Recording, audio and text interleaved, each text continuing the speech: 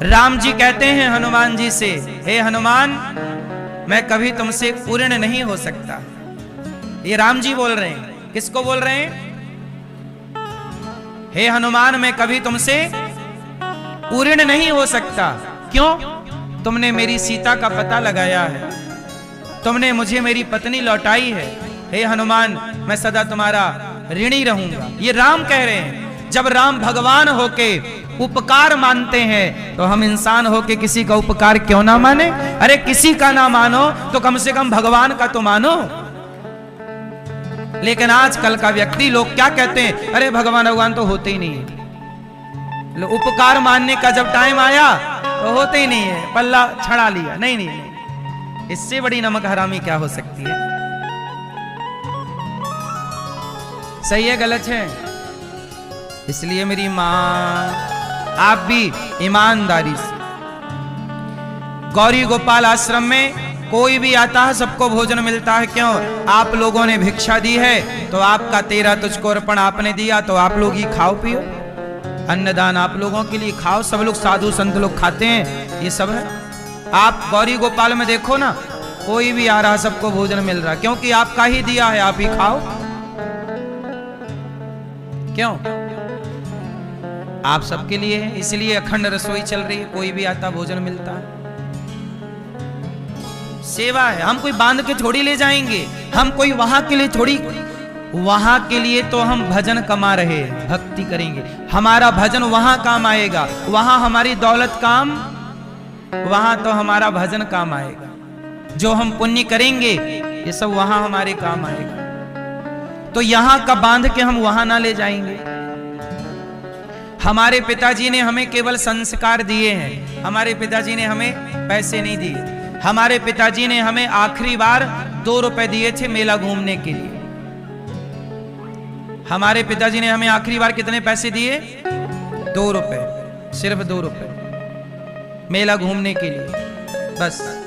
उसके बाद पैसे नहीं दिए। उसके बाद हम वृंदावन आए, पिताजी लेकर आए। उसके बाद हमें तेल खरीदना, साबुन खरीदना, तो उसके लिए हम लोग खुद पढ़ते भी, काम भी करते और अपना खर्चे करते। हमें जब हम पढ़ाई भागवत पढ़ने आए ना, तो हमारे पास पुस्तकें नहीं होती थी। हम पुस्तकों की दुकान में जाके खड़े हो जाते, पुस्तकें पढ़ते रहते। बाद में वो देखता कि बड़ी देर से खरीद तो रहा नहीं, तो वो भगा देता, तो हम लोग भाग जाते। ऐसी पढ़ाई किए। और सबसे पहले मुझे 3000 रुपए मिले थे कमाने। जब मैं पहली बार कमाई किया तो मैं, सबसे पहले मेरी कमाई प्रयागराज में हुई। 3000 रुपए मुझे मिले थे 9 दिन में काम करने का। तो वहां 3000 रुपए मुझे मिले। तो 3000 रुपए से मुझे सब लड़कों ने मोबाइल खरीद लिया। मैंने मोबाइल नहीं खरीदा, मैंने 3000 रुपया की हारमोनियम खरीदी, क्योंकि मुझे संगीत सीखना था। तो संगीत सीखने का शौक था, तो मुझे लगा मोबाइल का क्या करूंगा, मुझे जरूरत किस चीज की है? हारमोनियम की। तो मैंने हारमोनियम खरीदी। आज भी वो मेरे पास रखी है, 3000 रुपया की पहली हारमोनियम। मुझे लगा कि पैसे का दुरुपयोग नहीं करना चाहिए।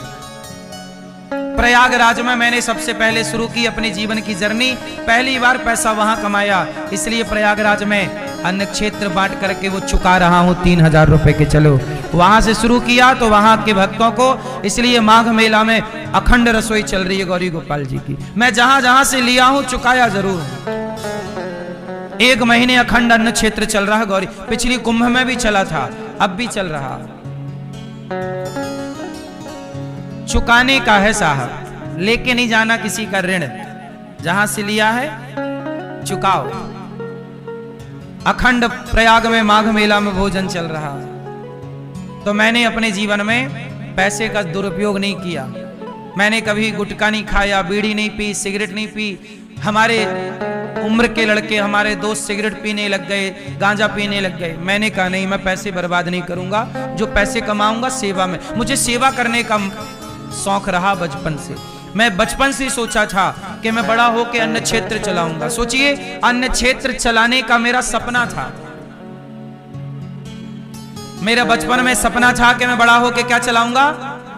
अन्न क्षेत्र चलाऊंगा जहां सबको भरपेट भोजन मिलेगा, सब लोग भोजन करेंगे, मैं देखूंगा, मुझे सुकून मिलेगा कि चलो हम किसी के काम आए।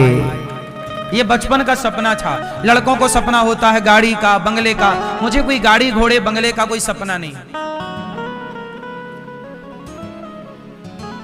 कोई गाड़ी घोड़े का सपना नहीं है। हम कोई गाड़ी वाड़ी उतनी ही लेते हैं जितनी हमें जरूरत पड़ती है आने जाने की, क्योंकि आज के युग में आना जाना है तो गाड़ी तो होनी है, तो जो जरूरत है वो लेते हैं। लेकिन कोई शौक नहीं है कि हमें गाड़ी का शौक है, कोई शौक नहीं है, ना हमें खाने पीने का शौक, ना गाड़ी घोड़े का शौक। शौक है केवल सेवा करने का, और वही भगवान करा रहे हैं शरीर से। आप यदि सही है ना मेरी माँ, तो भगवान से आज तक ये दास ने भगवान से मांगा कुछ नहीं, जो सोचा है वो भगवान ने पूरा किया है। मैं सारी बात केवल इसलिए बता रहा हूं कि आपका समर्पण भगवान से होगा तो आपको कहना नहीं पड़ेगा। भगवान बिन मांगे मोती मिले, मांगे मिले ना भीख। प्रेम करिए भगवान से, समर्पण करिए भगवान में। गोपियों ने भगवान से प्रेम किया तो भगवान से आप लोग क्या करेंगे? प्रेम। और प्रेम कैसा होता है? जिसमें कोई स्वार्थ है तो वो वासना हो गया, वो जहां स्वार्थ ना हो वो प्रेम हो गया। प्रेम गली अति साकरी, जामे दो न समाये। इसलिए भगवान से प्रेम करिए और निस्वार्थ करिए, भगवान को देखिए और सदा नजरें झुकी रहें, एहसानों के तले दबे रहो। ईश्वर का एहसान मानना ही भक्ति है। सदा तुम्हारी नजरें उनके आगे झुकी रहें कि प्रभु मैं आपका ऋणी हूं। क्या हूं? आप क्या हैं ईश्वर के? सच बताओ कितने लोग ऋणी हैं? आप ऐसा किया करो, रोज भगवान से कहा करो, हे प्रभु हम आपके ऋणी हैं। और क्या क्या ऋण है रोज बताओ। यही प्रार्थना, यही भक्ति है, यही चिंतन है, यही पूजा है, यही जप है। हे प्रभु हम आपके ऋणी हैं, कहो तो। अब ऐसा है ना कि देखो आपको सब कुछ मिला और आप ऋण भी ना मानो, ये गलत है। यही भक्ति है, ईश्वर को याद रखना। किस भाव से? नजरें, आपको घमंड आता है? घमंड इसलिए आता है क्योंकि आप ईश्वर का उपकार नहीं मानते। जब आप ये मानने लगते हैं मैंने किया, ये एटीट्यूड आ गया। अभिमान आता ही है जब स्वयं को कर्ता मानते हो। लेकिन जहां ईश्वर को कर्ता मानोगे, जब ईश्वर के आगे पलकें झुकी रहेंगी, तो अभिमान क्यों आएगा?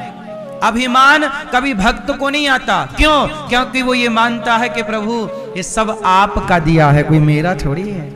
और जहां आप ईश्वर को भूल गए कि मेरा नहीं है, तो लो अभिमान आ गया। इसलिए सदा ईश्वर का धन्यवाद करते हैं कान्हा, तेरा हर पल शुक्रिया। खुशियां जो दी हैं उसका भी शुक्रिया। हम तेरा दिया खाएं, तेरा ही गुण गाएं। जीवन दिया जो उसका भी शुक्रिया। खुशियां जो दी हैं उसका भी शुक्रिया। अच्छा मैं ये एक बात बताओ, अभिमान आप लोगों को आता है कि नहीं? है ना?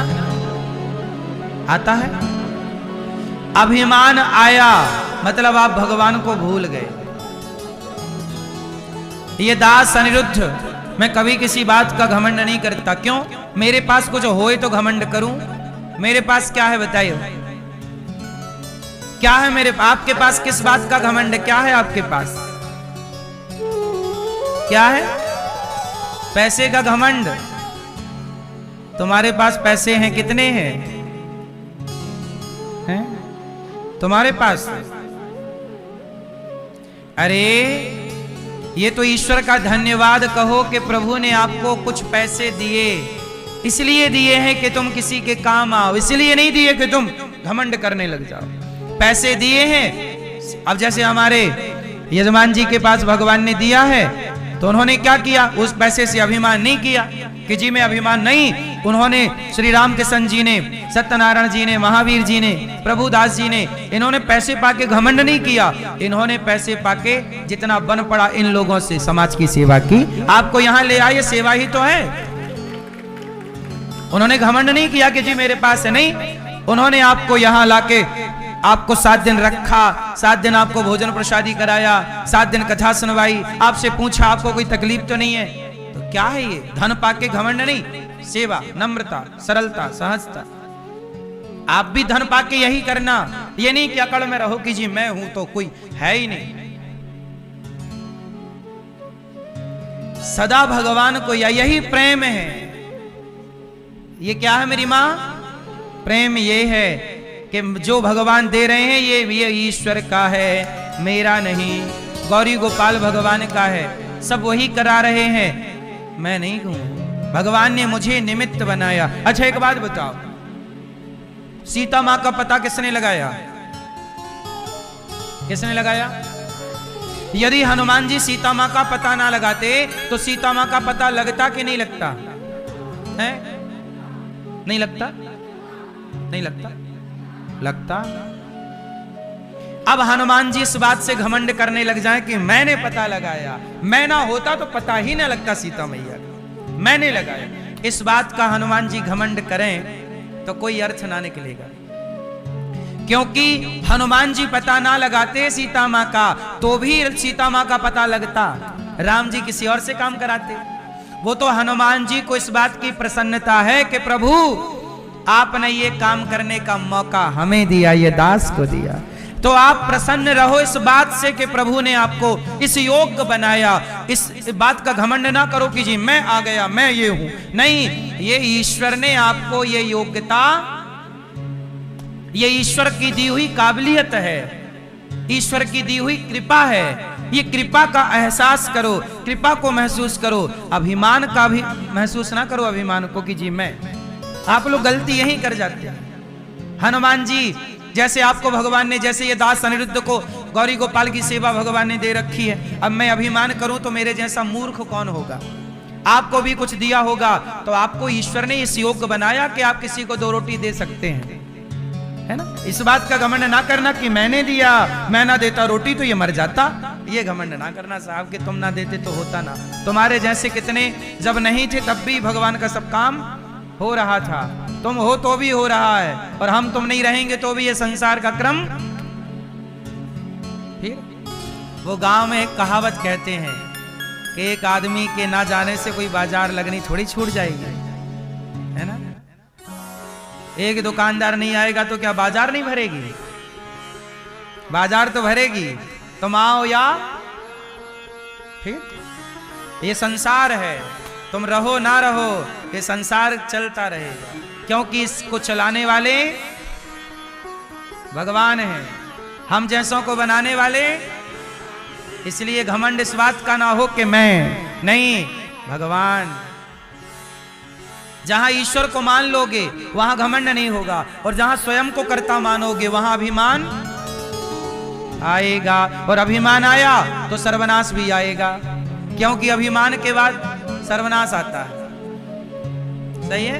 रावण के नाश का कारण उसका ही अभिमान था।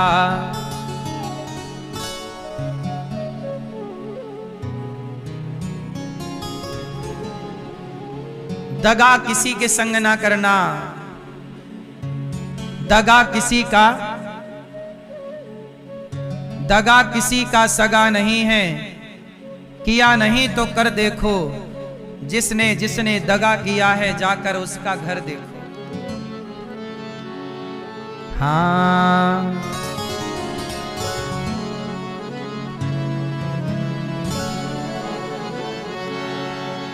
दगा किसी का सगा नहीं है, किया नहीं तो कर देखो, जिसने जिसने दगा किया है जाकर उसका घर देखो।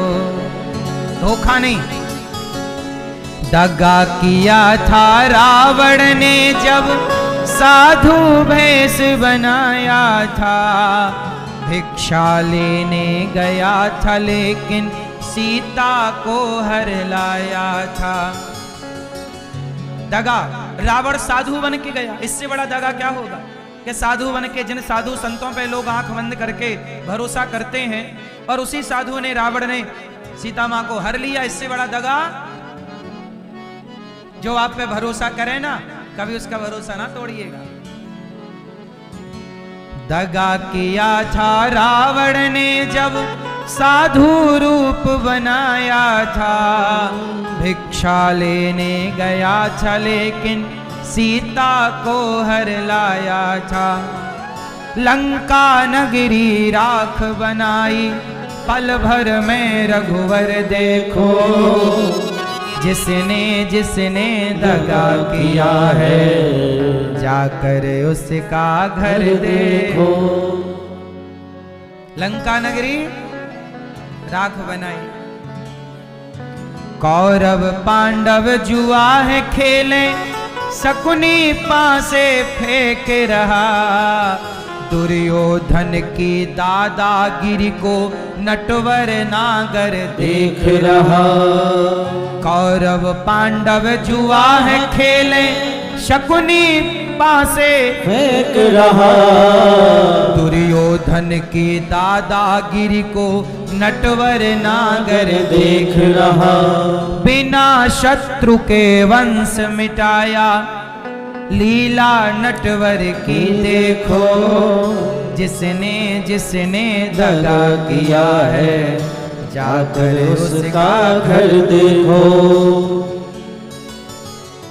किसी को धोखा देकर प्यारे, एक बार खुश हो जाना, कर्म की अग्नि में जल कर फिर जीवन भर तुम पछताना।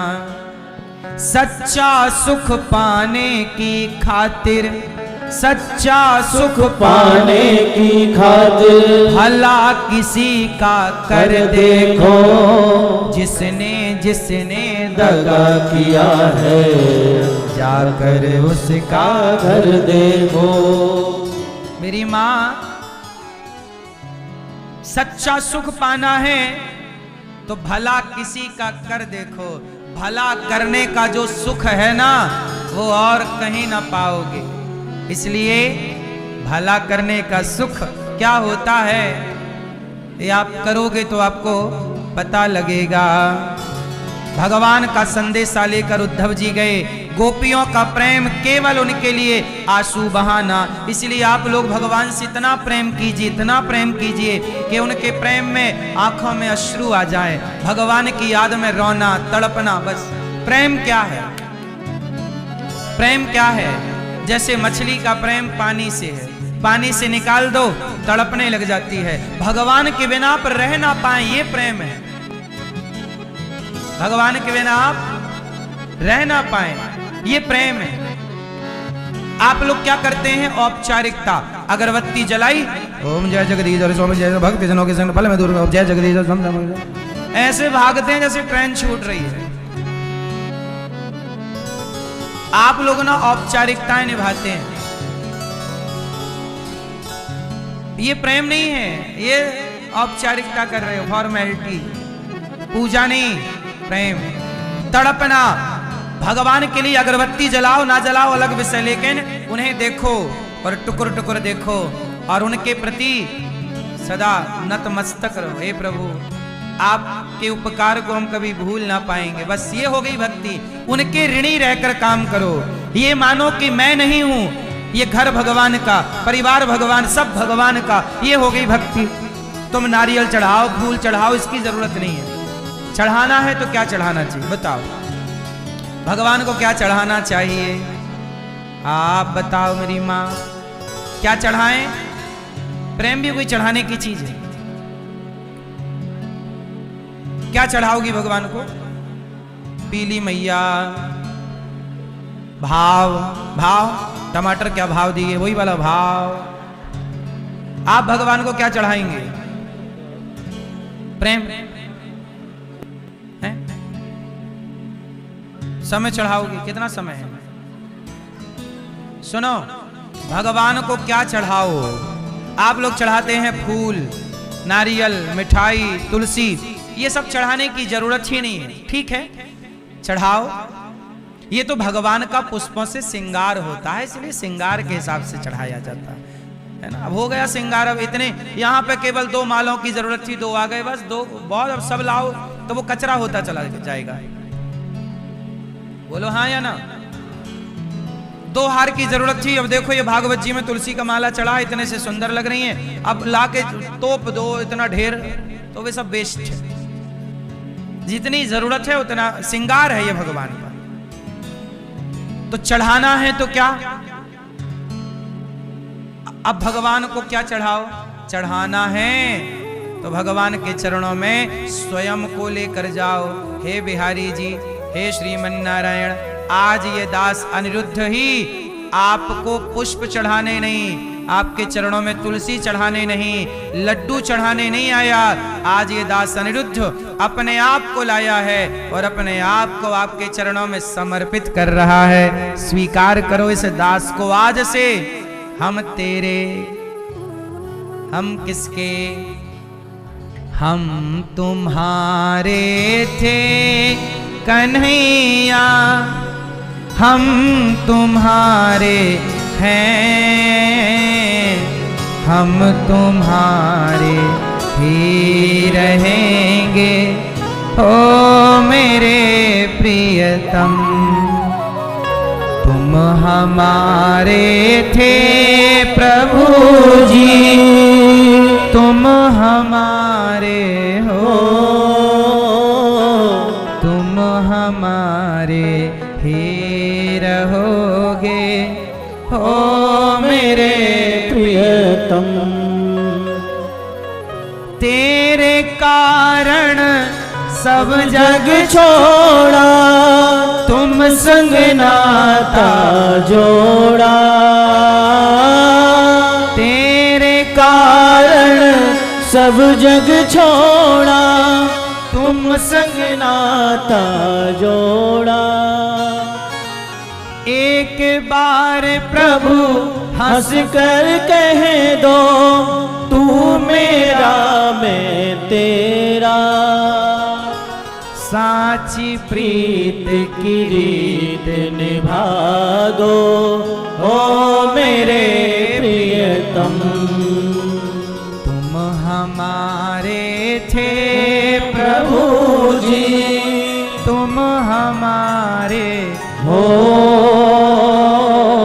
तुम हमारे ही रहोगे। हो मेरे प्रियतम, बस भगवान से ऐसा नाता हो कि हम उनके, वो हमारे, ये हो गई भक्ति। अब आप फूल चढ़ाओ, नारियल चढ़ाओ, खुद को ना चढ़ाओ। खुद को दे रखा है पड़ोसन को, हम तुम्हारे हैं। खुद को दे रखा है पड़ोसी को, हम तुम्हारे हैं। और अपने यहाँ फूल चढ़ा रहा, फूल फूल खाएंगे, क्या करेंगे? फूल चढ़ा रहा, अरे क्या चढ़ाना है? स्वयं को चढ़ाओ अपने आप को। मीराबाई ने फूल नहीं चढ़ाया, मीरा ने खुद को समर्पित कर दिया। गिरधर गोपाल, मैं तेरी तू मेरा, बस बात खत्म। इतनी सी बात है। अब आप खुद को चढ़ाते नहीं, खुद को तो दे रहे हैं उन्हें, हम आपके हैं।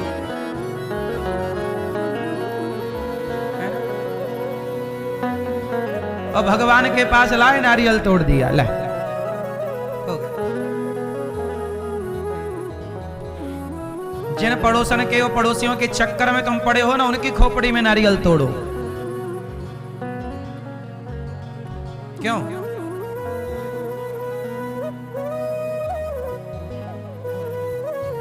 उद्धव जी आए थे बड़ा ज्ञान लेके, गोपियों के प्रेम में भीग गए और प्रेम की भिक्षा लेकर के गए। भगवान ने हृदय में दर्शन कराया।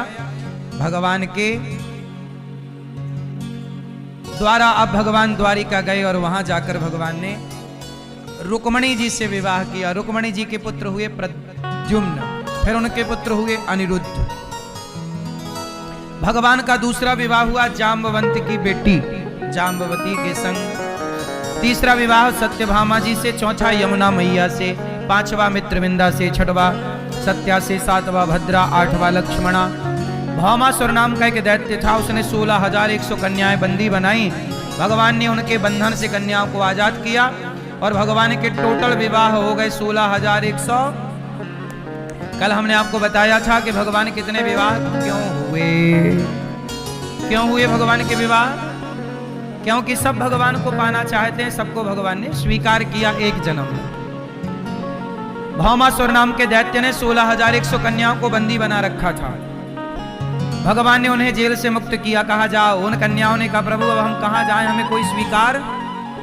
तो जिन्हें कोई स्वीकार नहीं करता उन्हें भगवान स्वीकार कर लेते हैं। दरबार में बंसी वाले के दुख दर्द मिटाए जाते हैं, दुनिया के सताए लोग यहाँ सीने से लगाए जाते हैं। भगवान ने सबको स्वीकार किया। 16,108 महल बनवाए। सब रानियों के संग भगवान बिंदास रहते हैं और जितनी पत्नियां उतने कृष्ण। ऐसा नहीं कि एक कृष्ण और 16,108। भाई 16,108 में यदि एक कृष्ण होंगे तो 16,000 भी नंबर वाली पत्नी तक जाते जाते तो बुढ़ापा आ जाएगा। क्या सही?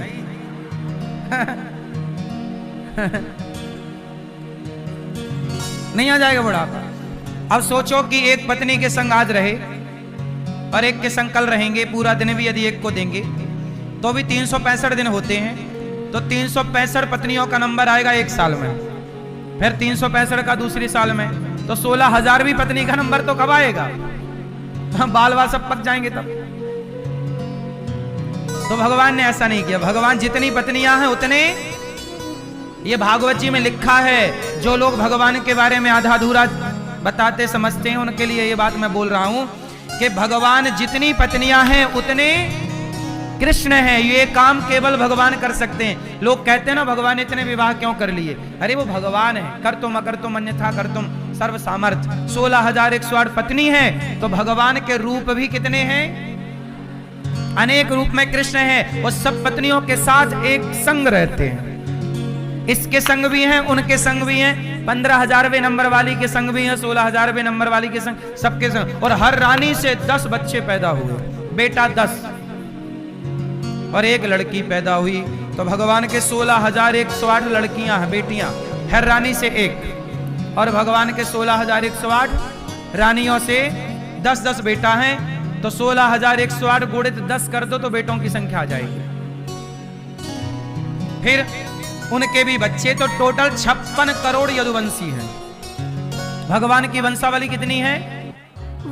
56 करोड़। द्वारिका में केवल भगवान के पुत्रों को पढ़ाने के लिए 3 करोड़ टीचर हैं। मास्टर कितने हैं? हाँ, ये सब ऑन रिकॉर्ड है। मतलब द्वारिका कितनी संपन्न थी और भगवान के बच्चे और भगवान शिक्षा पे कितना ध्यान देते थे कि 3 करोड़ टीचर थे। केवल द्वारिका बड़ी थी और 56 करोड़ यदुवंशी रहते। तो द्वारिका कोई छोटी नहीं थी, बड़ी थी और पूरी व्यवस्थाएं थी, वहां सब कुछ था। जब भगवान लीला पूरी करके गए तो अपनी द्वारिका को पानी में डुबा दिया। क्यों? क्योंकि लोग जाके फिर वहां ताश वाश खेलते। आज के जमाने में नहीं, लोग मंदिरों में ताश खेलते हैं। मंदिर में बैठ जाएंगे, ताश खेलेंगे। दुर्गा जी के पंडाल में बैठे हैं, ताश चल रही है। गणेश जी के पंडाल में बैठे, ताश चल रही है। हाँ या ना? ताश खेलने के लिए तुम्हें और कोई जगह नहीं मिली, का है मंदिर ही मिला है। इन लोगों को गंगा जी में डंफर में भर के गंगा जी में विसर्जित कर देना चाहिए। मंदिर में जुआ खेल रहे हैं गधे। मंदिर भी जुआ खेलने की जगह है, लेकिन मंदिर में खेलते हैं कि नहीं लोग? मंदिर के बरामदे में, आंगन में, प्रांगण में जुआ खेल रहे हैं। इन लोगों को थोड़ा टोका करो, ये कोई जुआ खेलने की जगह है? और क्या भगाना चाहिए? अपने घर पे खेलो, मंदिर में खेल रहे हो। आप लोग विरोध नहीं करते, गलत चीजों का विरोध नहीं करोगे, गलत होता चलेगा। और एक बार बोल दोगे, कल से वो सावधान रहेगा। यार लोग रोकते हैं, लोग टोकते, मंदिर में क्यों? लड़ाई कर दे, मारो 3-4 दांत तोड़ो।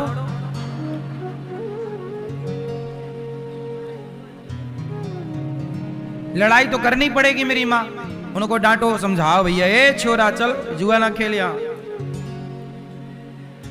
मंदिरों में ये सब अच्छा नहीं लगता। मंदिर आस्था का केंद्र है, सनातन का स्तंभ है, वहां जुआ होना चाहिए।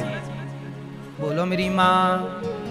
फिर वहां कीर्तन करो, श्री कृष्ण गोविंद हरे मुरारी है, कीर्तन करो, भजन करो, नाम जप करो, सत्संग करो। जुआ कौन खेलता मंदिर में? तुम सनातनी ही अपने मंदिरों का सम्मान नहीं करोगे, अपने तीर्थों का सम्मान नहीं करोगे, कौन सम्मान करेगा? तुम नहीं करोगे, तुम्हारे बच्चे नहीं करेंगे। ऐसे में सनातन का ह्रास होता चलेगा। इससे हमारे सनातन का ह्रास होगा, नुकसान होगा। इसलिए हम सबसे प्रार्थना करते हैं कि मंदिर में पहले समझाओ 2-3 बार, जुआ नहीं खेलना मंदिर में। और खेलोगे तो कल से फिर गोबर डालो घोल के, होली खेलो उनके संग। सबसे बढ़िया तरीका होली खेल लो। चलो होली खेलेंगे तुम्हारे संग, डाल दो गोबर भर के। क्यों मैया, ये बूढ़ी बूढ़ी मैया है, आपको सब करना, ये पूरा काम आप लोगों का है। एक्सपायरी डेट वाले लोग सब लग जाओ इस काम में। और किस काम के हो? 10 बजे तक सोती रहती हो मेरी माँ। या तुम पोता पोती खिलाओ या समाज की सेवा करो। तो 5 बजे उठ के क्या करती हो मेरी माँ? कीर्तन किया करो, पूरे गांव में चक्कर लगाओ, श्री कृष्ण गोविंद हरे मुर, प्रभात फेरी, ढोलक मजीरा ले लो और सबको जगाओ। ए बहन सो मत चल, उठ जाग मुसाफिर भोर भई अब रहन कहां तू। सोबत है जो सोबत है वो खोबत है, जो जागत है वो। सारी मैयाएं बिल्कुल इकट्ठी हो जाओ और प्रभात फेरियां निकालो। और जहां जहां जुए खेल रहे हैं लोग, उन्हें रोको आप लोग, महिला मंडल। झांसी की रानी बनो, तलवार अलवार रख लो एक बगल में।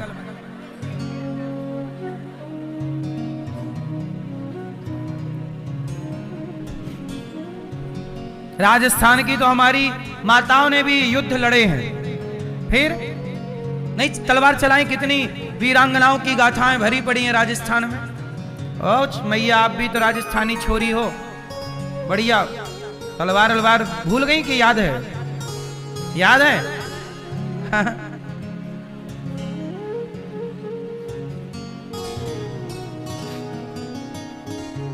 गलत ना हो, जहां गलत हो उसे रोकना चाहिए। नहीं रोकने से वो गलतियां बढ़ती जाती हैं, दोहराई जाती हैं। एक बार रोक दोगे कि भैया मंदिर में ये सब गलत है, खत्म हो जाएगा। कोई रोकता नहीं है, चल रहा है। तो भगवान के 16,108 विवाह हुए। हर रानी के 10 बेटा और 1 बेटी हुई। और भगवान ना बड़े प्रेम से रह रहे हैं, हंसी मजाक भी करते हैं रुक्मणी जी से। गृहस्थी में कैसे रहना चाहिए भगवान से सीखो, हंसते मुस्कुराते।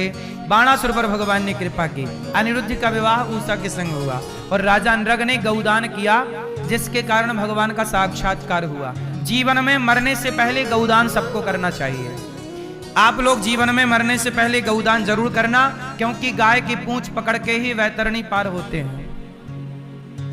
गाय की पूंछ पकड़ के वैतरणी पार होते हैं। आप लोग गैया चराए हैं कि नहीं बचपन में? हमारे यहाँ गैया ना बारिश में नदियां बाढ़ आ जाती थी और नदियों के उस पार गैया चरने जाती थी।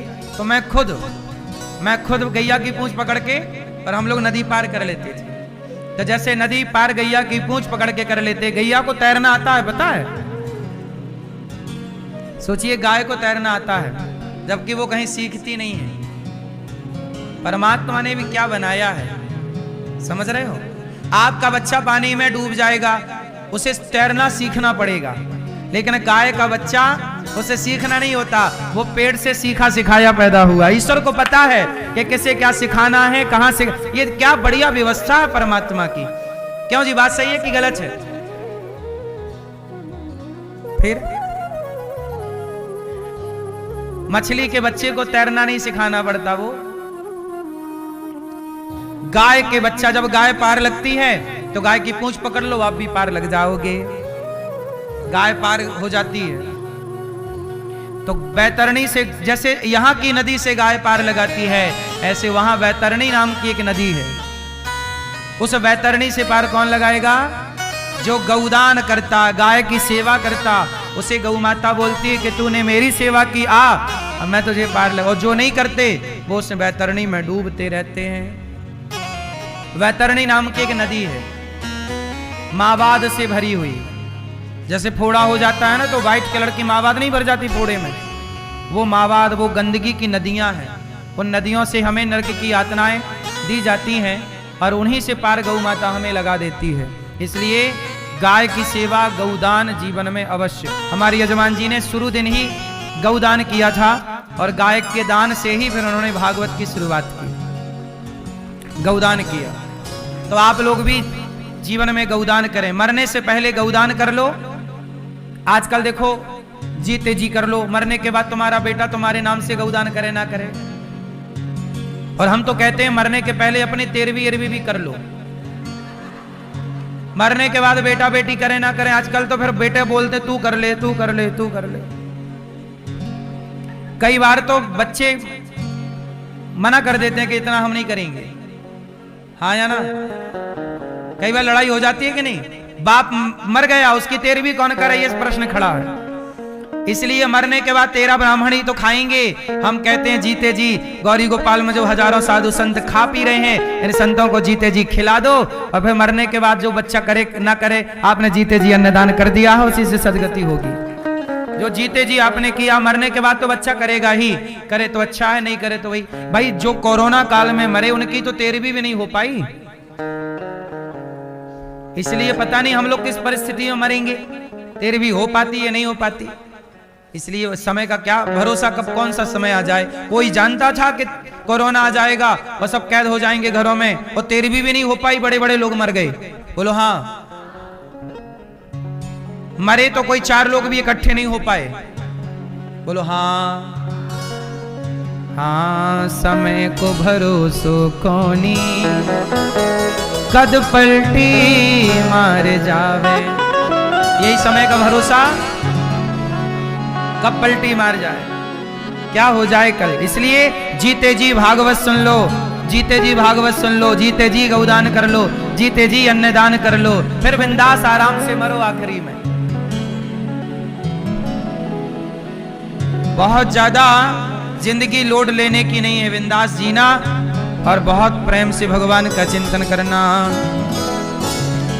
पांडरक और काशीराज द्विविद का भगवान ने उद्धार करा दिया। जरासंध के जेल से 20,800 राजाओं को मुक्त किया। सबने स्तुति की, कृष्णाय वासुदेवाय हरये परमात्मने प्रणतक्लेशनाशाय गोविंदाय नमो नमः। भगवान ने 20,800 राजाओं को जरासंध के जेल से मुक्त किया और भीम भैया के द्वारा जरासंध को मरवाया। इसके बाद भगवान ने शिशुपाल 100 गालियां दे रहा था। भगवान को कितनी गालियां देता कौन? भगवान 100 गालियां सुनते और क्या करते? चुप रहते। आज शिशुपाल ने हद कर दी, 101 गाली दे दी। मैया कर लो पंचायत। कितनी गालियां हो गई? मैया कितनी गालियां दे दी। और जब 101 हुई तो भगवान ने चक्र निकाला और धड़ाम से सिर खंडित कर दिया। अच्छा एक बात बताओ, जो 100 गालियां सुनने के बाद सिर काट रहे हैं, वो पहली गाली सुन के भी तो सिर काट सकते थे, क्यों नहीं काटा? मानो भगवान आपसे और हमसे कहते हैं कि भैया थोड़ा सा आप भी सहन किया करो। जल्दी से उत्तर आप लोग ना तुरंत उत्तर देते हैं, नहीं, सामने वाले को कह लेने दो, बोल लेने दो। जरूरी नहीं है कि आप उत्तर दें। अभी कल या परसों एक लड़का आया, उसने बोला कि गुरुजी हमने आपके खिलाफ YouTube पे एक वीडियो बना के डाली थी, आपका अपमान किया था, आपको गालियां दी थी और उस वीडियो को हमने डाला, लेकिन आपने कुछ बोला नहीं हमें। बाद में उस लड़के ने यहाँ आकर गौरी गोपाल की सेवाएं देखी और कहा कि हमने बड़ी गलती की। उन्होंने फिर सॉरी कहा। हमने कहा कोई बात नहीं बेटा, तुमने जब गालियां दी हमें तब भी हमें कोई फर्क नहीं पड़ा, आज तुम सॉरी कह रहे हो तब भी हमें कोई फर्क नहीं है, क्षमा है, हम कोई नाराज नहीं है, हम क्यों गाली दें? आपका स्वभाव है हमें गाली देने का, ये आपके संस्कार हैं, आपकी तरह हम क्यों बने? भाई आपने हमें गाली दी और हमने भी आपको गाली दे दी, तो फिर आप में और हम में अंतर क्या रहेगा? सही है। एक घर में एक आदमी रहता था, पड़ोसी बड़ा मजबूत था, गुंडागर्दी वाला। उसने झाड़ू लगाई और सारा कचरा पड़ोसी को डाल दिया कि तेरे को परेशान करेंगे। पड़ोसी बेचारा बड़ा शांत स्वभाव का था, उसने कचरा साफ किया, डस्टबिन में डाला और आम, अंगूर, केला, सेब, पपीता, फल की टोकनी बनाई और पड़ोसी के घर पहुंच गया जिन्होंने आंगन में कचरा डाला था। भाई साहब ये फल हमारे गांव से आए हैं, आपके लिए ताजे ताजे ले लो। तो वो आदमी ना पानी पानी हो गया। उसने कहा भाई मैंने तो तेरे घर कचरा डाला, तू मुझे फल दे रहा है। तब इसने कहा कि आपके पास कचरा था तो कचरा दिया, मेरे पास फल थे मैंने आपको फल दिया। जिसके पास जो होता है वही देता है। इसलिए किसी के पास गालियां हैं तो वो गालियां दे रहा है, तो इसका मतलब ये नहीं कि हम भी उसे गालियां दें, नहीं। तुम्हें कोई गाली दे तो चुप रहा करो, एक सीमित तो चुप रहना चाहिए। कुछ भगवान ने 100 गालियां सुनी तो तुम 2, 5, 10, 20 गालियां तो सुन लो, चुप रहो। फिर समय आए तो जवाब भी देना चाहिए, ऐसा नहीं कि जवाब नहीं देना चाहिए।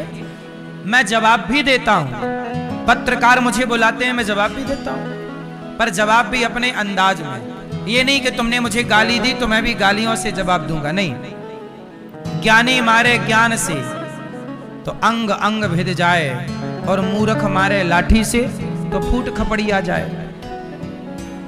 अज्ञानी की मार अलग है और ज्ञानी की मार, इसलिए आप लोग समझदारी से जवाब दिया करो, समझदारी से मार लगाओ। गाली किसी ने आपको दी है तो उसे गाली से ना मारो, पहले 2-4 देख लो कि भाई ये कहां तक जा रहा है या जा रही, फिर उसे अपने समझदारी की भाषा से समझाओ। जैसे आग को आग नहीं बुझा सकती, आग को जल बुझा सकता है, ऐसे गाली को गाली समाप्त नहीं कर सकती। गाली देने वाला गाली दे रहा हो और आपकी शांति, शांति सबसे भारी है साहब।